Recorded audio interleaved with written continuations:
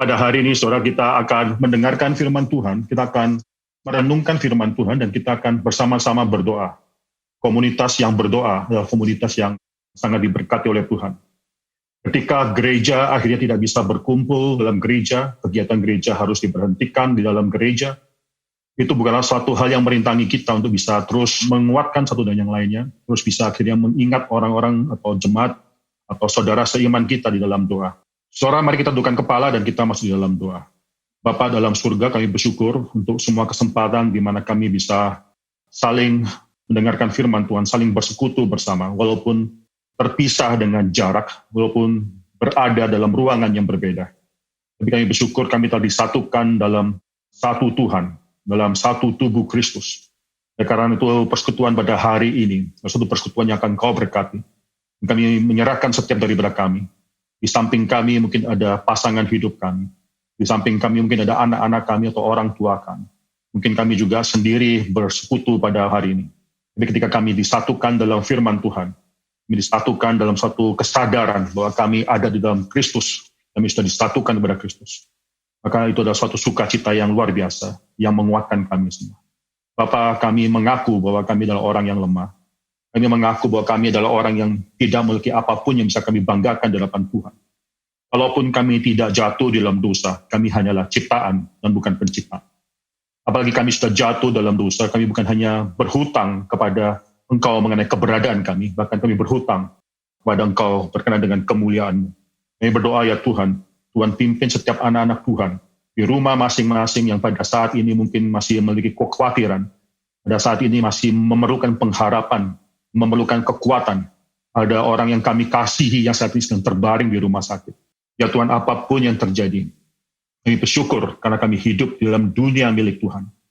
Tuhan yang mengasihi kami dan Tuhan yang akan menopang dan terus menopang kami.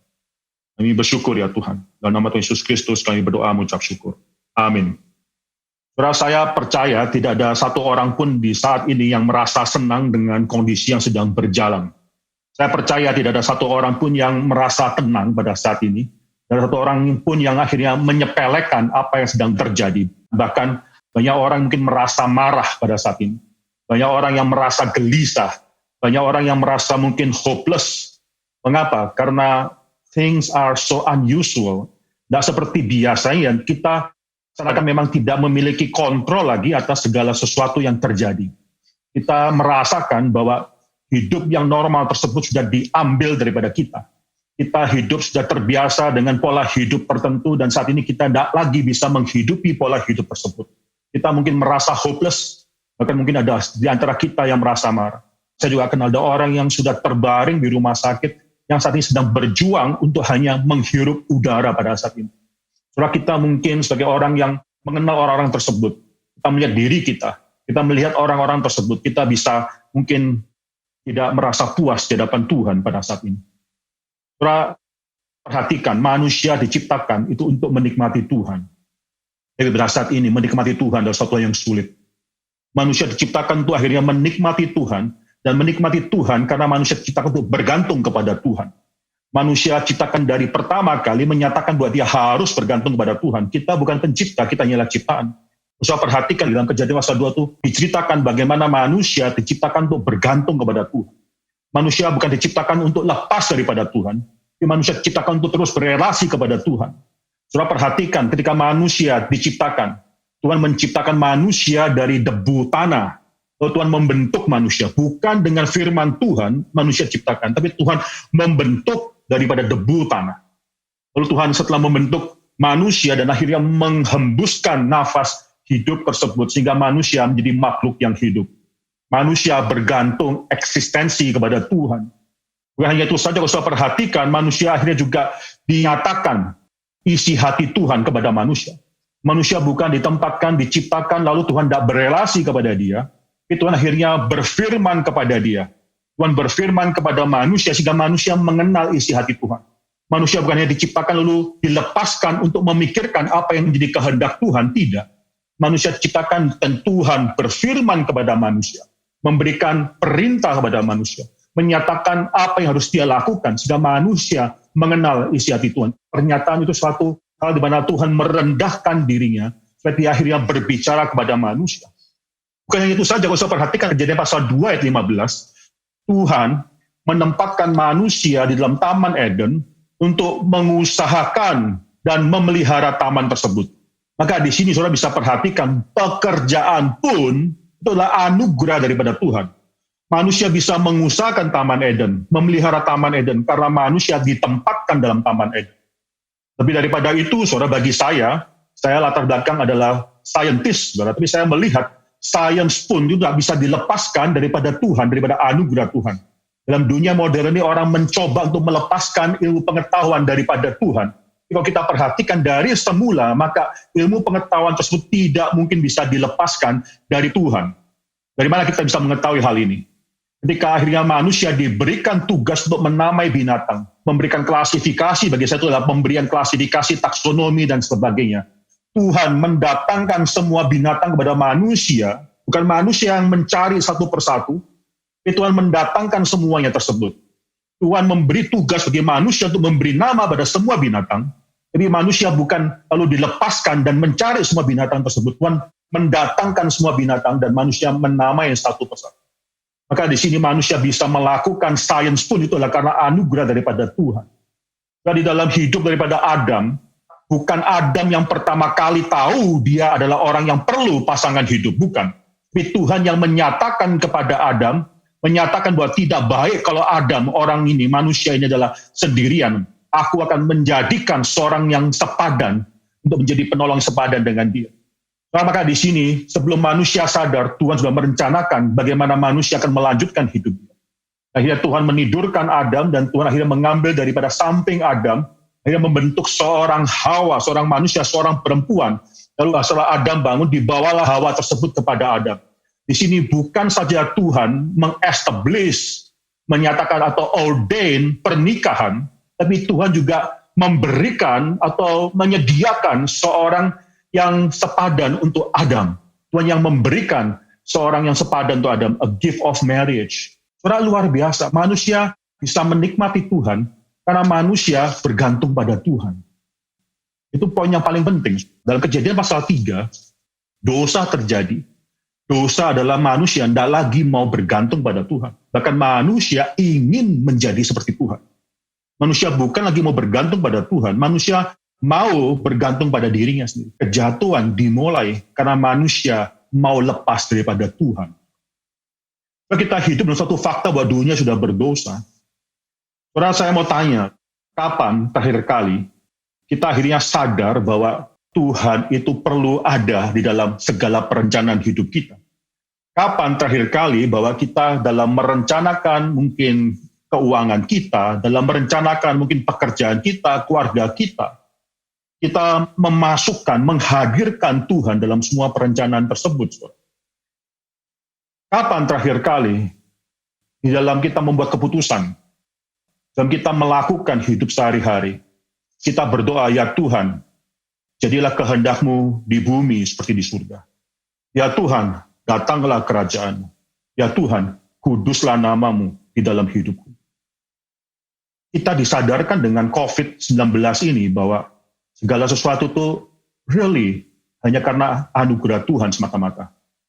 Beberapa waktu yang lalu, entah mengapa, saudara, saya tiba-tiba sebelum tidur kepikiran, besok kalau saya bangun, lalu tiba-tiba anak saya tidak bernafas, bagaimana? Besok waktu saya bangun, lalu anak saya ternyata malam tersebut dipanggil oleh Tuhan, apa yang terjadi?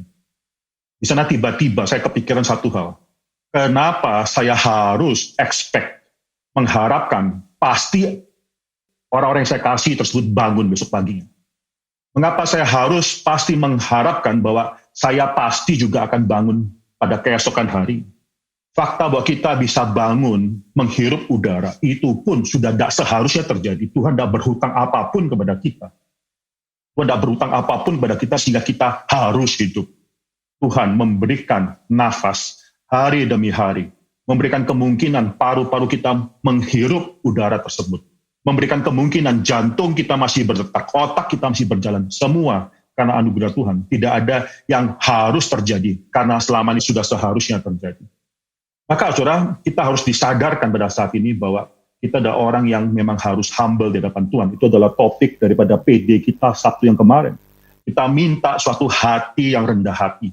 Kita disadarkan bahwa we are nothing. Kita disadarkan bahwa kita adalah tidak ada apa-apanya. Sekali lagi, ini musuh yang tidak kelihatan. Suatu virus yang demikian kecil memporak-porandakan hidup kita, bahkan perekonomian dan sebagainya. Seluruh dunia itu terpuruk pada saat ini. Ini pada hari ini kita akan memikirkan suatu hal yang lain. Itu kita berdoa untuk kekuatan. Saya percaya, saudara, Tuhan memberikan hati yang lembut. Suatu hati yang penuh dengan humility. Dan akan berhenti di sana.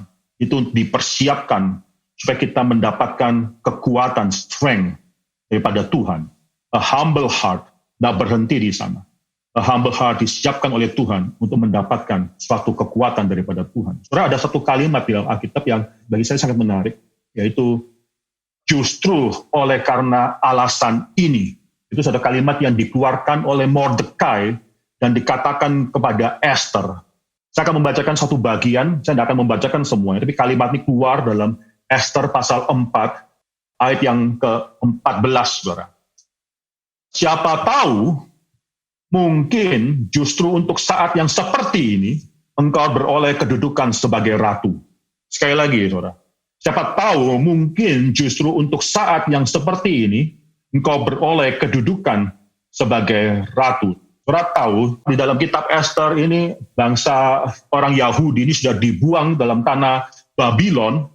Itu bahkan sejak mereka dibuang sampai ketika kalimat ini dituliskan, itu mungkin sudah lebih dari 100 tahun. Sudah mungkin puluhan tahun sejak sebagian orang Yahudi kembali ke dalam tanah perjanjian. Tapi ada sebagian orang Yahudi lain yang masih tinggal dalam pembuangan tersebut. Sekarang sudah bukan Babylon lagi, tapi sekarang Babylon sudah dikalahkan oleh Persia.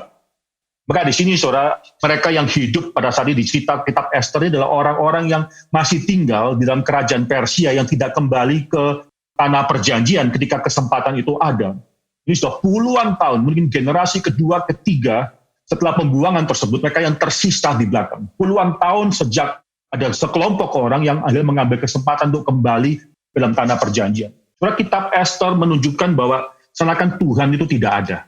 Dalam kitab Esther tidak ada kata Tuhan disebutkan. Dalam kitab Esther tidak ada satu puji-pujian atau doa dinaikkan untuk Tuhan. Ini sekarang orang Yahudi, tapi sudah lepas hubungannya dengan Tuhan. Mereka mungkin hanya sadar mereka adalah bangsa Yahudi. Mungkin agama di satu hal yang formalitas dalam hidup mereka. Kita tidak tahu bagaimana mereka memiliki realitas atau relasi di hadapan Tuhan. Kita tidak tahu seberapa real relasi mereka di hadapan Tuhan. Jadi kitab Esther ini sangat menarik sekali. Things go as if tidak ada Tuhan yang sedang bekerja, saudara. Di sini, saudara, Esther merasakan dia dalam satu posisi yang sangat genting pada saat itu. Dan Mordekai mengatakan, justru mungkin karena inilah untuk saat ini yang genting tersebut, engkau menjadi ratu. Banyak sekali kebetulan dalam kitab Esther, saudara.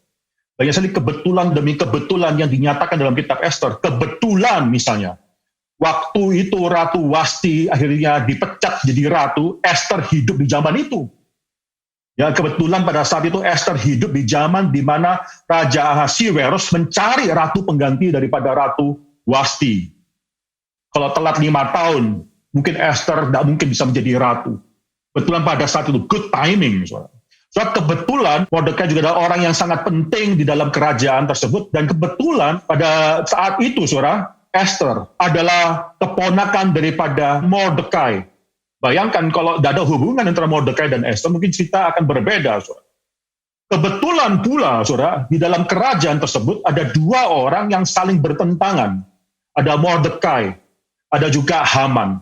Dan Haman kebetulan pada saat itu mendapatkan naik pangkat. Dan orang yang naik pangkat ini bukan orang yang lain. Bukan dari suku bangsa yang lain. Dia adalah orang keturunan Amalek, keturunan daripada Raja Agag. Dialah yang naik pangkat. Dan saudara mungkin tahu orang Israel itu pernah diserang ketika mereka keluar daripada tanah Mesir. Mereka diserang oleh orang Amalek, suku Amalek. Dan akhirnya orang Israel yang baru keluar, kita tidak pernah tahu, saudara, itu mereka adalah orang-orang yang adalah budak. Mereka pasti tidak pernah dilatih sebagai seorang tentara. Dan lama setelah mereka keluar, mereka diserang. Seharusnya mereka kalah pada saat itu. Tapi saudara mungkin masih ingat ceritanya bagaimana Musa itu akhirnya mengangkat tangannya, dan ketika tangan Musa diangkat, orang Amalek bisa dipukul. Ketika tangan Musa sudah turun, orang Amalek memukul orang Israel. Akhirnya Musa terus angkat tangan, dalam lama kecapean tangan dia turun, akhirnya harus ditopang. Dan ketika ditopang, akhirnya Yosua memimpin orang Israel mengalahkan bangsa Amalek. So, dalam akhir daripada Keluaran pasal yang ke-17, Tuhan mengatakan karena orang Amalek menyerang bangsa Israel, dia katakan bahwa sekarang tulislah dalam kitab mengenai apa yang terjadi, supaya tidak ada satu orang pun yang akan mengingat lagi mengenai bangsa Amalek. Bangsa Amalek harus ditumpas.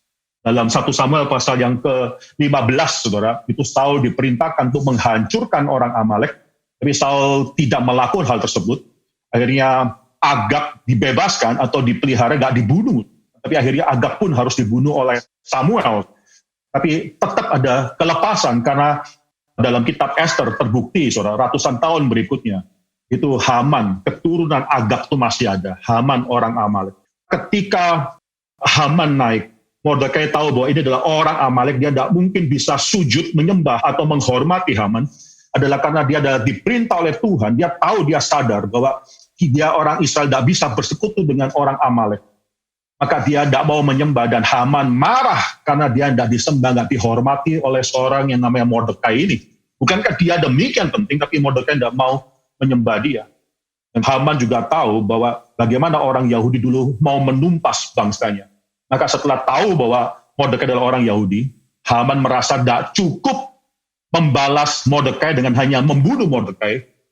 Haman mau membunuh satu bangsa sebagaimana dulu orang Israel membunuh satu bangsanya dia, bangsa Amalek.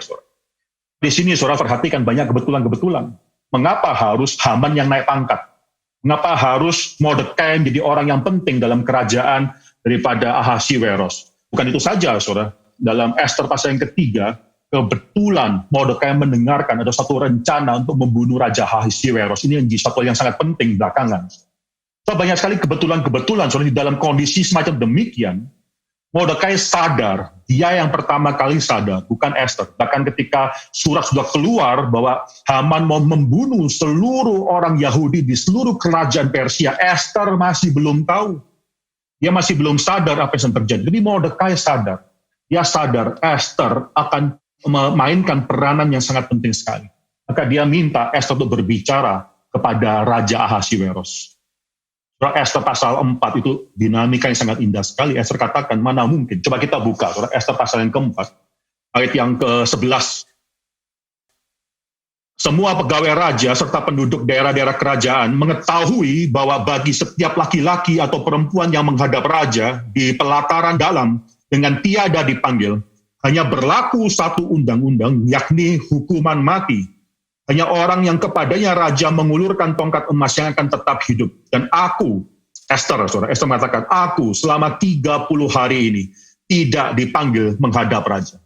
Esther sadar hukum yang demikian ketat. Tidak ada satu orang pun yang bisa menghadap raja tanpa dipanggil oleh raja.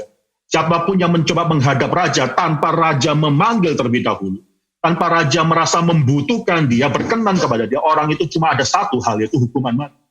Karena pada saat itu Esther dihadapkan dengan suatu pilihan hukum mati yang demikian certain, yang demikian pasti. Risk of death, yaitu kemungkinan Esther mendapatkan kematian itu jauh lebih tinggi daripada kemungkinan kita mendapatkan penyakit COVID pada saat ini. Bahkan kalau kita mendapatkan penyakit COVID pun belum tentu mati karena penyakit tersebut. Maka pada satu Esther menghadapi maut, suatu realitas maut yang demikian luar biasa, dan kemungkinan dia mati jauh lebih tinggi daripada kemungkinan kita pada saat ini mati karena COVID. Kita sekarang saja sudah demikian khawatir. Saya bisa bayangkan apa yang dirasakan oleh Esther pada saat itu. Esther adalah seorang perempuan, memang adalah seorang ratu, tapi di hadapan Raja Ahasiweros, she is nothing. Raja Ahasiweros pun sudah 30 hari tidak membutuhkan dia. Raja Ahasiweros sudah 30 hari tidak memanggil dia. Sekarang siapa yang berani menghadap Raja Ahasiweros? Kita perhatikan dalam kondisi semacam demikian, Mordekai terus mendesak, engkau harus berbicara kepada Ahasiweros. Jangan lupa, engkau adalah seorang Yahudi. Engkau adalah seorang Yahudi dan engkau juga terancam oleh apa yang dilakukan oleh Haman. Tapi Esther itu demikian takut. Dia tidak mau pergi menghadap Raja Ahasveros. Lalu keluarlah satu kalimat yang penting daripada Mordekai di sini, yaitu ayat ke-14. Siapa tahu, mungkin justru untuk saat yang seperti ini, engkau beroleh kedudukan sebagai ratu. Siapa tahu. Dalam hidup kita, mungkin kita merasakan banyak kebetulan-kebetulan. Dalam hidup kita mungkin merasakan bahwa yang terjadi saat ini, COVID-19 ini di luar daripada semua yang sudah kita persiapkan.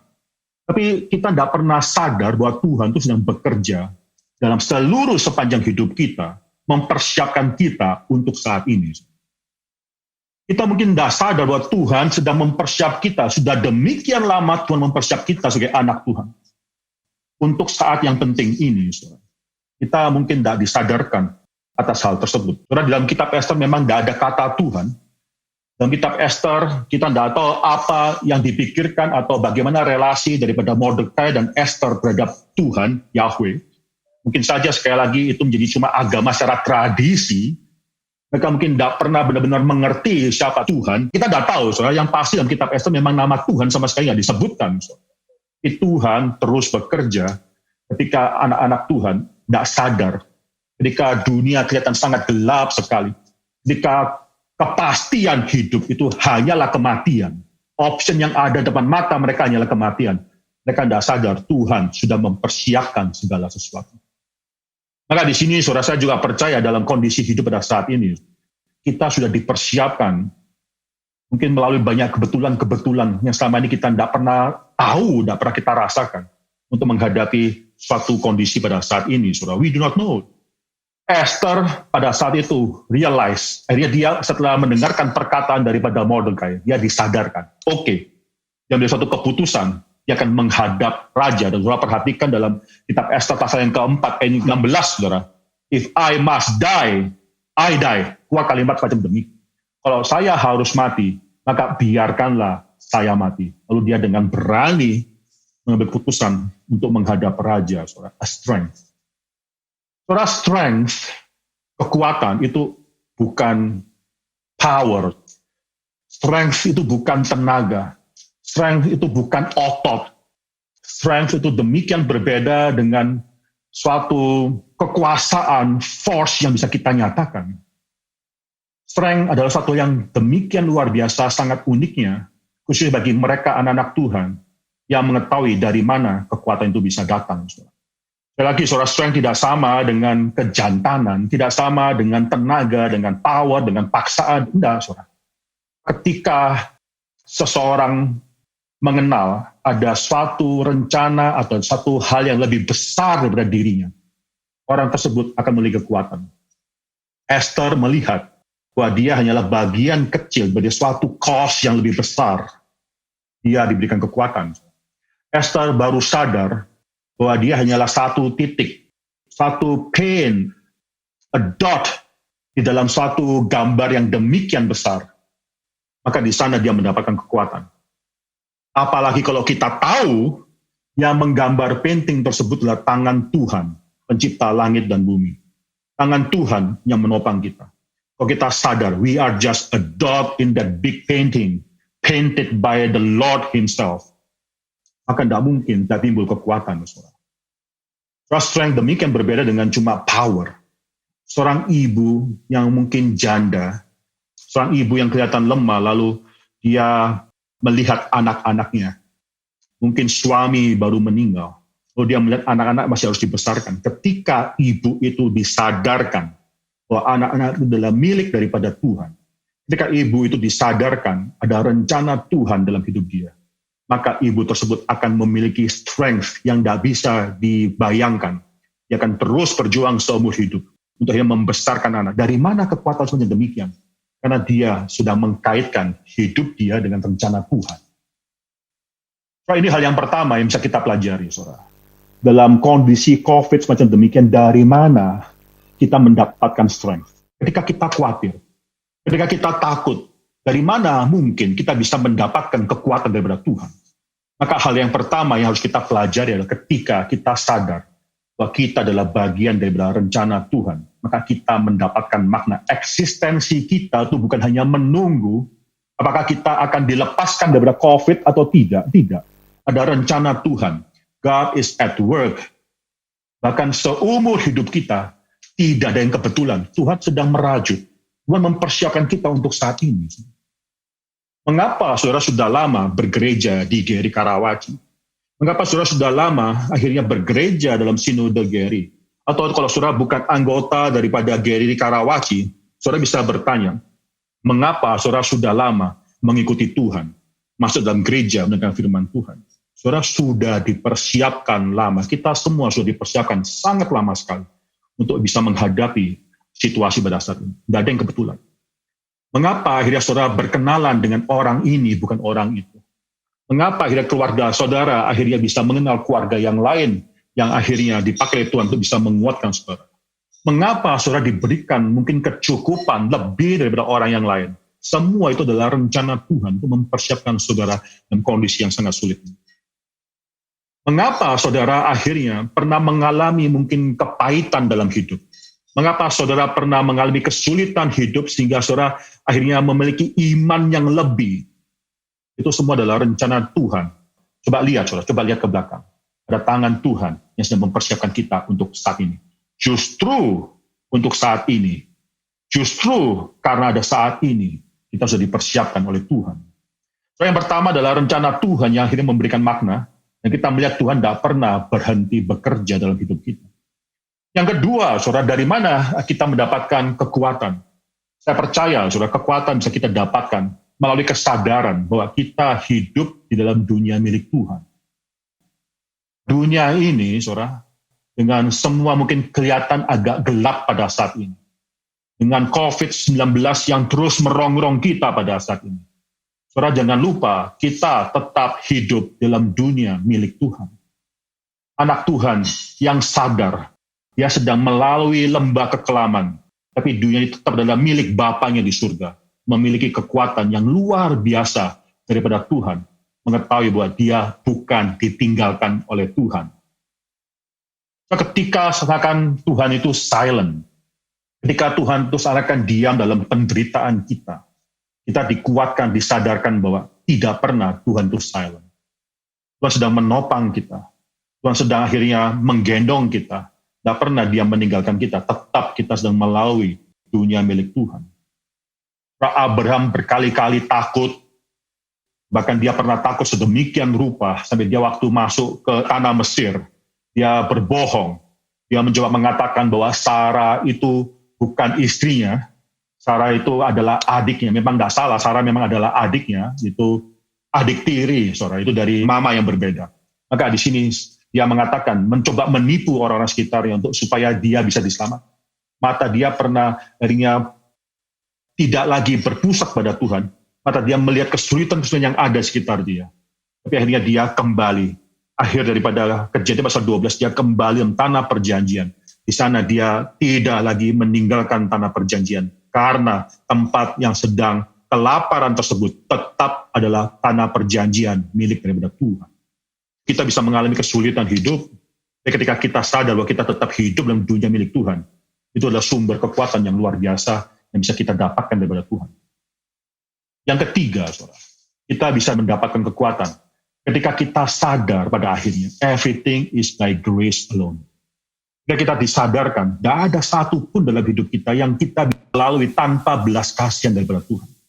Kita disadarkan bahwa tidak ada satu hal yang kecil sekalipun yang lepas daripada belas kasihan daripada Tuhan. Maka di sana, saudara, kita disadarkan, kita bukan hanya bisa melalui kesulitan, tapi kita bisa akhirnya menikmati Tuhan walaupun kita sedang mengalami kesulitan. Itulah kebahagiaan daripada anak Tuhan. Saya percaya, saudara, bahwa ketika Tuhan memberikan hati yang lembut bagi kita, ketika Tuhan memberikan suatu hati yang humble di hadapan Tuhan, tidak mungkin Tuhan tidak memberikan suatu kekuatan bagi kita. Humility di hadapan Tuhan tidak mungkin tidak disusul dengan suatu kekuatan daripada Tuhan. Kita tidak dibuat cuma humble, tapi tidak diberikan kekuatan dan penghiburan daripada Tuhan. Tidak. Ketika kita menyatakan kita rendah hati di hadapan Tuhan, pada saat itu juga saya percaya Tuhan memberikan banyak sekali kesadaran bagi kita bahwa kita memiliki kekuatan daripada Tuhan. Tema yang penting, saudara, siapa tahu mungkin justru untuk saat yang seperti ini, itu existential moment di mana kita disadarkan justru untuk saat yang seperti ini. Mari kita mulai pikirkan kalimat ini, saudara. Justru untuk saat yang seperti ini, kita mungkin dipakai oleh Tuhan untuk membantu orang lain. Justru untuk saat yang seperti ini, Tuhan sudah mempersiapkan kita untuk kita bisa menguatkan orang yang lain. Justru karena Tuhan sudah membentuk kita mengalami kepahitan hidup. Kita pernah bergumul mengalami begitu banyak ujian daripada Tuhan, tapi kita sudah memenangkan semuanya. Justru untuk saat ini, Tuhan sudah mempersiapkan kita untuk bisa menguatkan orang-orang yang lainnya. Mari saudara, kita jangan berdiam diri dan hanya menunggu COVID ini berlalu. Mari kita memikirkan, ya Tuhan, apa pembentukan Tuhan selama ini? Apa maksud Tuhan selama ini dalam hidupku? Tidak ada satu pun yang terjadi di luar kontrol daripada Tuhan. Tidak ada satu pun yang terjadi karena Tuhan sendiri pun tidak memiliki kontrol atas hal tersebut. Maka tidak ada satu pun yang terjadi di luar daripada kehendak Tuhan. Tidak ada satu pun yang terjadi tanpa Tuhan sudah mempersiapkan segala sesuatu. Kita bisa ada pada saat ini. Karena ada rencana Tuhan. Karena mari kita belajar mengatakan satu kalimat. Bukan lagi cuma berdoa dalam kekhawatiran, tidak. Mari kita minta kekuatan daripada Tuhan. Lalu berpikir, justru untuk saat yang seperti ini, apa rencana Tuhan dalam hidup kita? Sebagian daripada kita akan Tuhan kuatkan sedemikian rupa. Saudara bukan hanya berdoa untuk dirimu sendiri, saudara akan dikuatkan untuk mendoakan orang lain.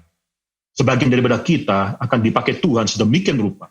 Jika saudara bukan hanya akhirnya hidup dengan ketakutan, tapi saudara menguatkan orang lain yang sedang takut.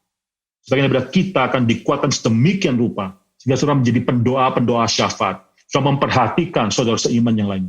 Justru pada kondisi yang seperti saat ini, kita akan dipakai oleh Tuhan ketika kita mendapatkan kekuatan daripada Tuhan. Kiranya firman Tuhan ini menopang kita semua dan memberkati kita semua. Mari kita tundukkan kepala dan kita masuk dalam doa. Bapa dalam surga, kami bersyukur karena Tuhan adalah Tuhan yang demikian besar. Tuhan adalah Tuhan yang hanya menjadi Tuhan untuk sebagian daripada ciptaan, tapi bukan Tuhan adalah sebagian daripada ciptaan yang lain. Tuhan adalah Tuhan yang mengkontrol dan berdaulat atas segala ciptaan, atas semua yang terjadi. Tuhan yang mengetahui titik akhir daripada sejak permulaan. Tuhan yang telah menetapkan segala sesuatu sehingga sejarah bergulir sesuai dengan ketetapan daripada Tuhan. Ya Tuhan, Engkau yang sudah menciptakan kami dengan satu tujuan. Engkau sudah membentuk dan merajut cerita hidup kami satu demi satu, hari demi hari, untuk mempersiapkan kami dalam menghadapi kondisi yang sulit. Engkau sudah memberikan firman Tuhan yang menguat kami selama bertahun-tahun, bahkan mungkin berpuluh-puluh tahun. Justru untuk saat ini kami bisa dikuatkan oleh Tuhan. Ya Tuhan, kami mengingat bukan kami yang khawatir. Saat ini kami mau mencoba untuk menerima kekuatan daripada Tuhan dan memikirkan banyak orang yang juga khawatir. Justru mungkin untuk saat yang seperti ini, Engkau persiapkan kami untuk yang menjadi berkat bagi mereka, ya Tuhan.